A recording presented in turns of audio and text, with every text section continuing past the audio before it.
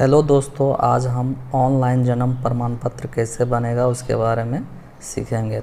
तो ऑनलाइन जन्म प्रमाण पत्र बनाने के लिए हमें 5 पेज का एक फॉर्म को भरना पड़ेगा। तो सबसे पहले इस पेज पे हम भरेंगे, यहाँ पे आवेदक आवेदिका का नाम को भरेंगे। वो माता पिता हो सकते हैं।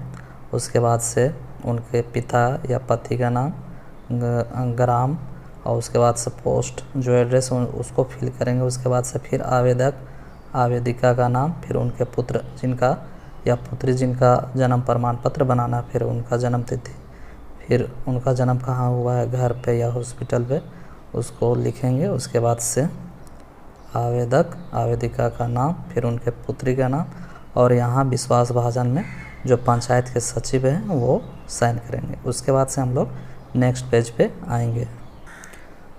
नेक्स्ट पेज में लिखा हुआ जन्म प्रमाण हेतु प्रपत्र, तो यहाँ पे बच्चे का नाम इंग्लिश में लिख देंगे। उसके बाद से उनका लिंग, उसके बाद से बच्चे का पिता का नाम, फिर माताजी का नाम, फिर बच्चे का जन्म तिथि, फिर जन्म का स्थान, बच्चे का जन्म का समय, उसके बाद से वर्तमान पता, फिर अस्थाई पता, उसके बाद से फिर आधार नंबर, फिर उनका किस जाति से बिलोंग करते हैं, फिर उनका जाति का वर्गीकरण, और फिर उनका धर्म, मोबाइल नंबर के बाद से फिर माता पिता का हस्ताक्षर।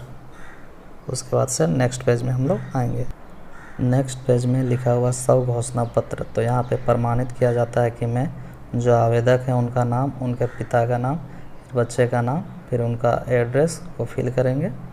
उसी प्रकार से फिर अस्थाई पता को फिल करेंगे। फिर बच्चे का जन्म का दिनांक लिखना है, फिर उनका जन्म का स्थान लिखना है, घर पे हुआ तो घर लिखना है। उसके बाद से फिर नीचे यहाँ पे जो आवेदक और आवेदिका है उनका हस्ताक्षर करना है। फिर नेक्स्ट पेज में हम लोग आ जाते हैं। नेक्स्ट पेज में लिखा हुआ है जन्म का गवाह, तो यहाँ पे जो हमारे पड़ोसी हैं वो हमारे गवाह हो सकते हैं बच्चे का।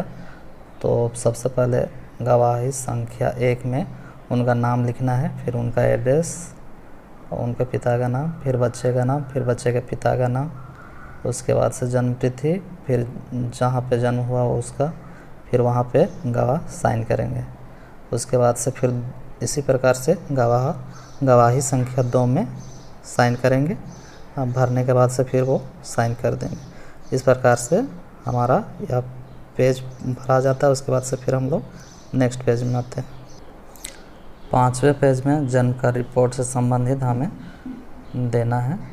तो यहाँ पे बच्चे का सबसे पहले 1 नंबर पे बच्चे का जन्म की तारीख, फिर उनका लिंग, बच्चे का नाम है तो उस नाम को देना है, पिता का नाम, माता का नाम, फिर जन्म का स्थान और सूचक का नाम। माता पिता दोनों में से कोई एक हो सकते हैं।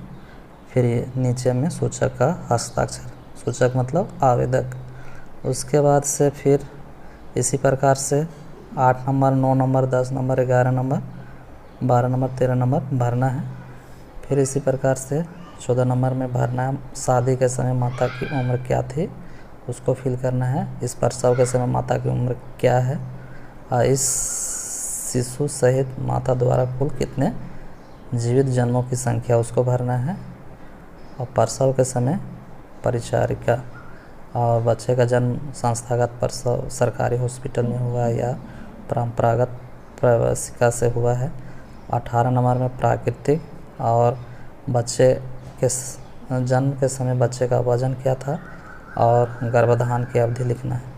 इस प्रकार से हमारा यह 5 पेजों का फॉर्म फिल हो गया। इसके साथ में क्या क्या अटैच करना है वो हम आपको दिखाते हैं। बच्चे का जन्म हुए 1 महीना से ऊपर हो गया तो उसका एफिडेविट देना पड़ेगा। अगर 1 महीना से नीचे तो एफिडेविट की ज़रूरत नहीं पड़ेगी। उसके अलावा माता पिता का आधार और जो 2 विटनेस थे उनका आधार का जोरेक्स लगा करके हमें मुखिया जी से साइन करवा करके फिर पंचायत सचिव को जमा कर देना है।